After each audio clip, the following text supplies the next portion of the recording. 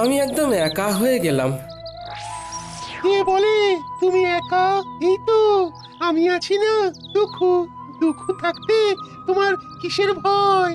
তাই তো, তুমি থাকতে আমার আর ভয় কি? নাও, আর কোথায় টেনে নামাবে নামাও। এই তো সব সময় মিথ্যে বলছো। আমি শুধু তোমাকে টেনে নামাচ্ছি।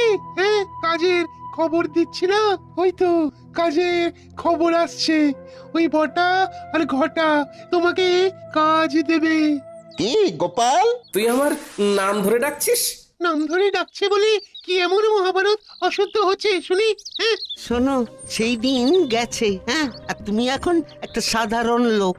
তোমার সম্মান প্রতিপত্তি সব চলে গেছে, দয়ায় বেঁচে আছো। একটা কাজ করবে, আমাদের বাড়ির চারপাশটায় কাল ভালো করে জঙ্গল সাফ করে দিলে দুটো মোহর পাবে। বলো করবে কিনা বলো?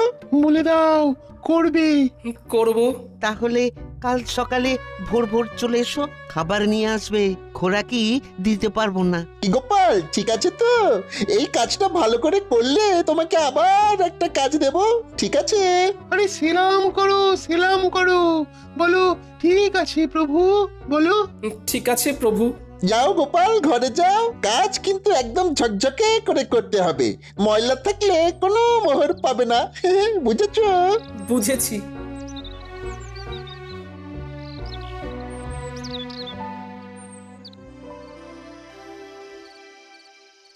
মহারাজ, এ কি শুনছি?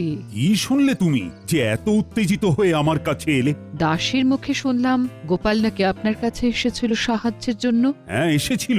আমি সাহায্য করিনি, কারণ আমার সভাসদেরা সবাই গোপালকে সাহায্য দেবার বিপক্ষে ছিল। গোপালের এই ভাগ্য বিপর্যয়ে আপনি ওর পাশে দাঁড়ালেন না মহারাজ, অথচ আপনার যখন বিপদ ঘটেছে তখন গোপাল সবটুকু দিয়ে আপনাকে সাহায্য করেছে। ও তার জন্য বেতন পেয়েছে, আর বেতনের বিনিময়ে ও কাজ করেছে। বাহ, খুব ভালো বলেছেন মহারাজ, খুব ভালো। আমি ঈশ্বরের কাছে প্রার্থনা করব যে আর কোনোভাবেই যেন গোপালের সাহায্য আপনার না লাগে। এতদিনে একটা ঠিকঠাক কাজ হয়েছে। ওহ, তোমার তুলনা নেই রাজ্যতীশী, তোমার তুলনা নেই। জ্যোতিষ মতে গোপালের এখন সাড়ে সাতি চলছে, মানে কায়দা করে ওর জীবনে দুঃখটাকে এনে দিতে হবে। এ এখন লম্বা চলবে, লম্বা চলবে। কৃষ্ণনগরে গোপালের সম্মান নষ্ট হবে। কতজন কত চেষ্টা করেছে, কিন্তু তুমি যা করেছো তা আমি কোনোদিনও ভুলবো না। এবার আপনি আমাকে দেখবেন, আমি আপনাকে দেখেছি। গোপালকে চিরকালের মতো সরিয়ে দিয়ে